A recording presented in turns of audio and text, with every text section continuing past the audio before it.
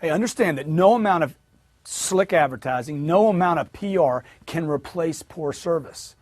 You know, twice a year, me and my wife go shopping for new clothes. I mean, it's really for her.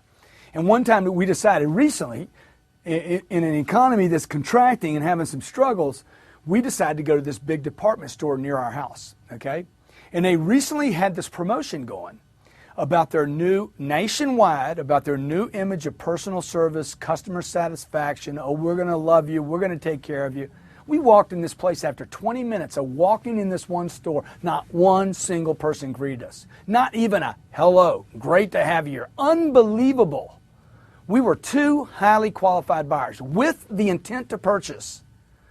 And there was not even a person willing to say, hello, what can I do for you? Acknowledge me, please. Look, it was easier to steal something from this store, okay? Publicly held company, all right? Easier to steal something than to buy something.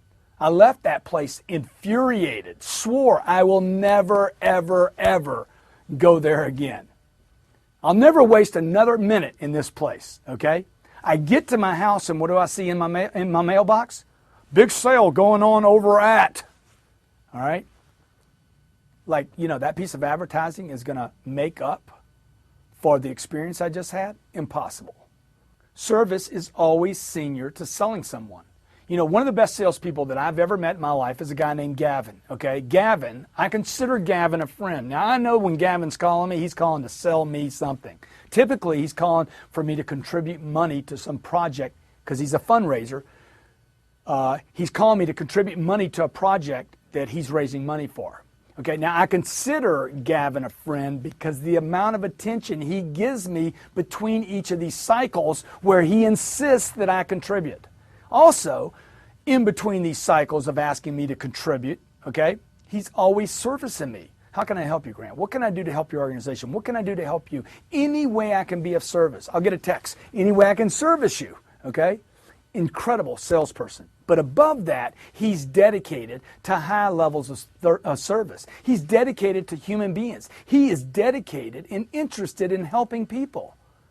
Now, hey, look, I don't know, maybe Gavin is just a complete, doesn't mean any of that. I don't believe that's true because he is so consistently offering me service that I believe it's genuine. His commitment to his purpose, to raising funds for these contributions to this fundraising, is deep, deep, deep, okay? His dedication, however, to high levels of service to those individuals that actually contribute is even deeper. One without the other results in what? Mediocre results. You're not going to get the high levels. You got to get them both. Deep, deep belief in your product and a high level of service. You put those two together, man, this guy Gavin's running around with barrels loaded. Service and purpose. Okay? I want you to write this down. Service and purpose. Mission. I'm on a mission. I'm not selling. I'm on a mission. I guarantee you, if Gavin were to run statistics, he would find that every time he offers service, when that service stat goes up, his sales rise. With every service-oriented action, you will get increased sales. But you can't just do one service. You can't do a little bit. We'll talk about massive action in another segment. See, this guy, Gavin, knows that service is senior to the sale. And that's why this cat is in a different league, a complete league of his own as a salesperson.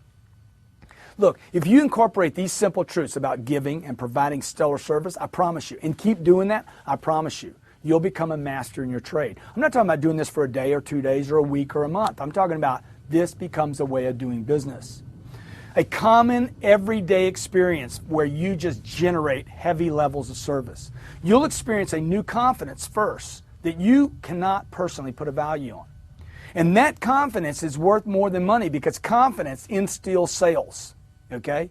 You'll be able to name your price on your products. You'll be able to go where you want, work with whom you want, choose to sell whatever products you choose to sell, and you won't be confined to a product line.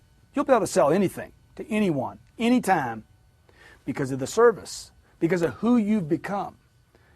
So again, in all these segments, we're not just talking about teaching you how to sell. We're teaching you a mindset, a new discipline, a new way of being so you can be successful at whatever you want to do. You'll experience a lifestyle that very few people actually get to experience. Most people will end up reading about, but not experiencing.